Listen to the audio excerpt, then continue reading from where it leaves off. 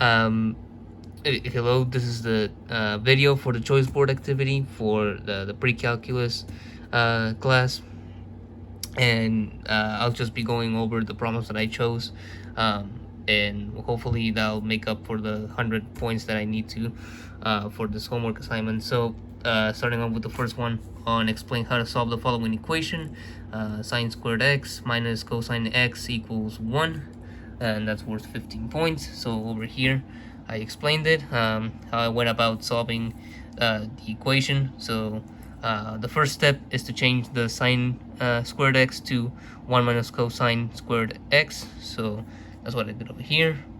As you can see, just change the sine squared x using the Pythagorean identities. As you can see over here, sine squared x equals 1 minus cosine squared theta, and the theta here is just replaced with the x. So we go on to step 2, which is cancel equal terms. So on both sides you see the 1, so you just subtract 1 from this side and you subtract 1 from this side, and you just get rid of the 1, and now it's set equal to 0. So that allows us to go on to the third step, which is to factor out the new expression. So you would take the cosine out, the negative cosine x, and then you will leave cosine x plus 1 in the parentheses and then set that equal to 0. And then the next step is to change the signs on both sides of the equation. So yeah, that would just get rid of the negative, and you would end up with the cosine x in the parentheses cosine x plus 1, which you will then set equal to 0. As you can see here, separate into possible cases and set equal to 0. And then the final step is to solve. So that would get you cosine x is equal to 0, and then cosine x plus 1. So you minus the 1 here, minus the 1 here, and then you would get cosine x equals negative 1, and cosine x is equal to 0 in pi over 2, and then it's equal to 1 at 0 2 pi. But since we can use 2 pi, we're just going to do the pi over 2 and the pi to, or we can only use those two as our answers for this problem. And then the next one is, what patterns do you notice between solving those two equations? Describe the similarities and differences between solving the two equations. So the process of solving these two equations is pretty similar, with the only difference being that like a cosine being put in front of the x, but pretty much everything else is really similar. So we start off with adding 5 to both sides of the equation, and that would give us the 2x squared plus 7x plus 5 equals 0, and on this side it would give us a 2 cosine squared x plus 7 cosine x plus 5 equals 0. And then the next step will be to factor out both equations. So on this one you get x plus 1, 2x plus 5 equals 0, and then in this one is cosine x plus 1, 2 cosine x plus 5 equals 0. So as you can see, it's pretty much the same thing, just adding the cosine in front of the x, and you end up with the same answer. So on this side you will get x minus 1, or x equals negative 1, sorry, and x equals negative 5 over 2, and on this side you will get cosine x equals negative 1, cosine x equals negative 5 over 2. So you would go on and search where in the unit circle cosine x equals negative 1, because there's nowhere where cosine x equals negative 5 over 2. So we just ignore that one, and we go over here, and you can see it equals negative 1 at pi. So that would be our answer on this side, and that's pretty much the only difference between the two things. But everything else solves, or yeah, it gets solved the same way. So you just minus the 5, factor it out, and then set it equal to 0, and you would get your answers. And then we go on to the third problem, which is, what identity would you use to simplify / solve that equation and solve the problem? So let me turn the page here. So here we have the equation, which is secant squared x minus tangent squared x equals cosine x.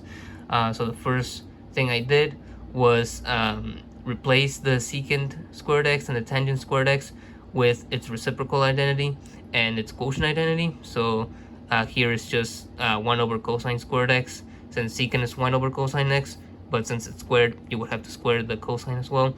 So that's what it gets changed to, and then tangent gets changed into sine x squared, or sine squared x over cosine squared x. this is wrong. Let me just fix that. So that's the first step of solving the problem, and then you just combine the two like components, I guess, and then you get 1 minus sine squared x over cosine squared x equals cosine x, and then you can change this right here using the Pythagorean identities to cosine squared x over cosine squared x, which just cancels out, and it equals 1, which then equals cosine x. Then you just change them around so it can be easier to read. So it is cosine x equals 1. You go over to the unit circle, to the part where cosine equals 1, and it is 0 and 2 pi. So those two would be our answers right there. And that's how you go about solving that problem. And then the following one is using trigonometric specific vocabulary, describe how to solve trigonometric equations in general. So I described it right here. So I said the first step to solving trigonometric equations is to change everything you can using trigonometric identities to simplify the equation. So using the previous problem as an example, I said that you could simplify the secant squared x into 1 over cosine squared x, and the tangent squared x to sine squared x over cosine squared x, and then you can just go on from there. But the equation is made significantly more simple, and it's clearer to see what things cancel out and what you can combine and stuff like that. So the next step from there would be to get all of the like terms on one side and set them equal to 0. And then on occasion you can use algebraic principles to solve the resulting simplified equation. So all that means is that what we did over here, or so for example on this first problem, so right here where we go setting the factors equal to 0 and solving them, that's pretty much all we're doing, is getting all the terms on one side, setting them equal to 0, and then solving from there, and that will get you your x values. So lastly, cancel out any terms that show up on both sides of the equation, or factor out the resulting simplified equation, and then that will get you your sine x and cosine x values. Lastly, set the functions equal to 0 and solve. So that's that for that one. And then the next one is list at least 5 applications for which you would use trigonometric equations in the real world. So I went on and I did a bit of research, and I listed up 5 applications that trigonometric equations have in the real world. So for starters, architects use it to calculate things like structural load, roof slopes, and general ground surfaces. My bad. And then trigonometric equations can also be used in criminology to calculate things like the trajectory of a bullet or the angle from which a gun was fired. They can also be used to predict the adjustments that an aircraft must make in midair to correct its course and travel in the correct direction. They can be used in astronomy to calculate the distance between different celestial bodies. Usually it's between other planets and Earth.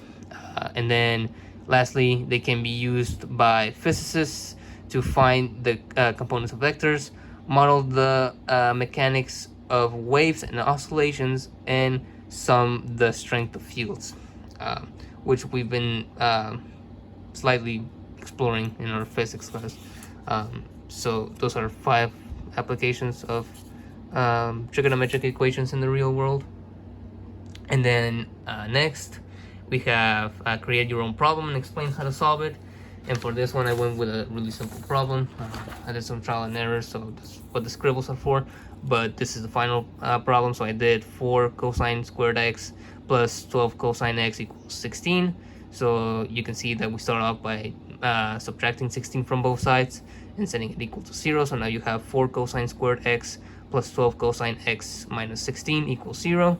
And then we just factor it out to cosine x plus 4, 4 cosine x minus 4. And then we set these two equal to 0, so cosine x plus 4. You subtract 4 from both sides, and it will just equal cosine x equals -4, which doesn't exist in the unit circle. And then for the other one, you have 4 cosine x minus 4 equals 0, so you add 4 to both sides and then divide by 4, which would just equal cosine x equals 1. And then cosine x equals 1 is right here in the unit circle, so it's at 0 and 2 pi, and those are our answers. And then lastly, for the 15 points, the 3 methods to solve the following problem. And as you can see, the equations right there is cosecant x times tangent x plus secant x equals 4. And for that one,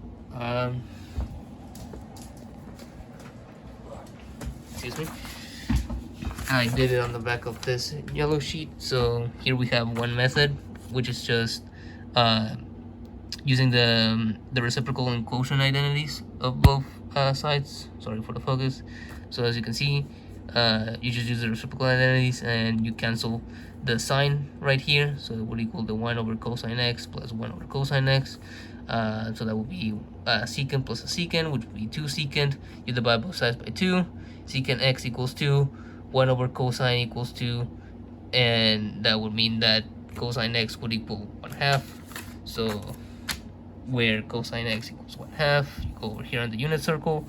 Positive 1/2 is right there at pi over 3, and right here at 5 pi over 3. So those are our answers. And then on this one, it's pretty much the same thing, but instead you subtract the secant from both sides. You change it with the trigonometric identities, and then you cancel things off. You end up with the same secant plus secant, which would be the 2 secant. You divide both sides by 2, and you would get the same answer. And then lastly, this one's a bit more complicated, but you divide both sides by the cosecant of x, and it's a whole entanglement, but eventually you'll end up with this, the 2 sine 2x minus sine x over the cosecant x times the cosecant x, so these two cancel out. And then you go over here with these, after factoring it out, you end up with sine x, the parentheses 1 minus cosine x equals 0. So you set both sides equal to 0, so sine x equals 0, and then the 1 minus 2 cosine x equals 0. You subtract the 1 from both sides and then divide by the -2. You end up with cosine x equals 1 over 2, or 1/2. You go over here, same thing, 1/2 pi over 3, 1/2 at 5 pi over 3, and those are our answers. And I'll just take a